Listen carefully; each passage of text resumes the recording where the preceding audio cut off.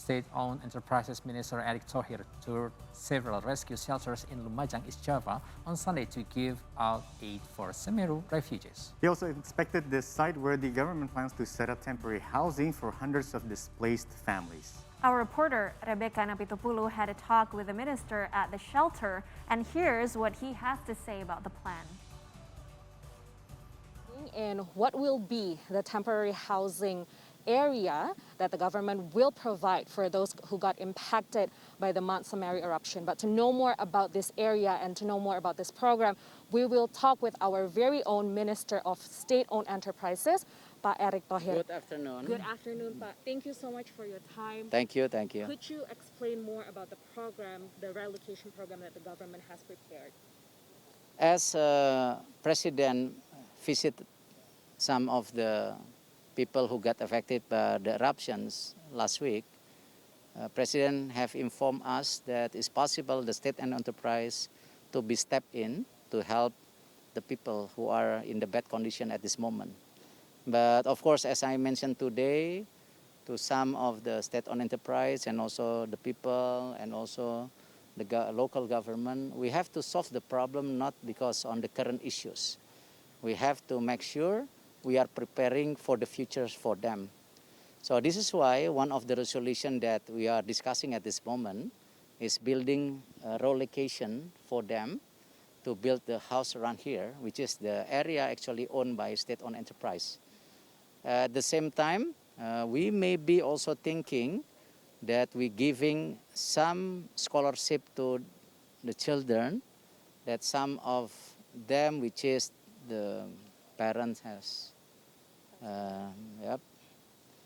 This is something that we are preparing at this moment. So not only housing, but also education programs. In terms of the job creations, we are having a program called Makmur, which is a partnership between state-owned enterprise with the farmers to create a win-win solution. So basically, our state-owned enterprise, the bank, give them some funding to their farmers, and at the same time our fertilizers giving a right time fertilizer for them, because the problem at this moment, sometimes this is the lack commitment of in time when the fertilizer is not coming on the right time for farmers. So this program Makmur, we are trying to help the farmers in the right position, not only funding, also fertilizers. At the same time, we become an off-taker. I think there is some success story that we've done. We has been managing 47,000 farmers with 60,000 hectares. And so far, in the last 3 months, we looked the numbers. Many of the farmers also actually has been successful increasing their income by 30%. So I think this is something that we believe not only the housing, education, but also jobs for them at the same time. If we are talking about the relocation area, Pak, we know that the government have to collaborate between ministries. Can you explain that more? And can you show us which area that probably will be used? This area total is 12.1 hectares. I think this is one of the best area that we've been discussing also with the people just now and also the local government. This is maybe the area that will be for them comfortably to move, because it's a close distance to some of the villages already around here. So the infrastructure also is ready, the street, you can see in front of us. So the comfortability for them to moving in, of course, on the infrastructure base. This is one of the options. The other option we have, I think not far distant from here, around 5 hectares. And the other one around 20 hectares. But we still have options. I've called Ibu Siti, the Minister of Environment. She fully support with this reallocation, especially as mentioned before, Mr. President has visited also Semeru eruption area last week. Yeah. One last question, Pak. Earlier today, you met with many other state-owned enterprises leaders, and then you also mentioned collaboration is needed in rebuilding the area. Could you explain more about that? Well, what I mentioned to state-owned enterprise, I think we have to work very coordinative structure, not because of we want to be bureaucrats, but I think it's important when we coming in, we solve the problem of the people, not because we just coming, giving food, giving this, but actually, if you look at the realita, Indonesia people is one of the best people in the world who are helping each others. So the number of food has been donated, I think, is more than enough. So this is why I mentioned to the state enterprise team that please make sure help them some of their needs beside what they already have now.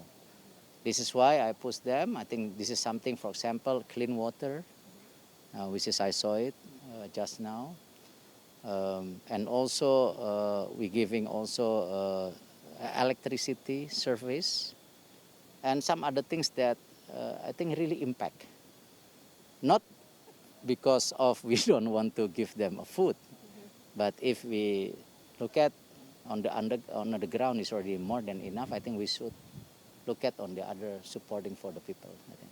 Thank you so much, Erick, for your time, and thank you so much. We are very hopeful for what the government will be doing for the people who got impacted by this event. Thank you. Thank you so much, Pak. Thank you. Rebecca Napitupulu, Nico Arianto for See Today. It's really great that there's a coordinated efforts and from the ministry in getting all the state-owned enterprises to work together.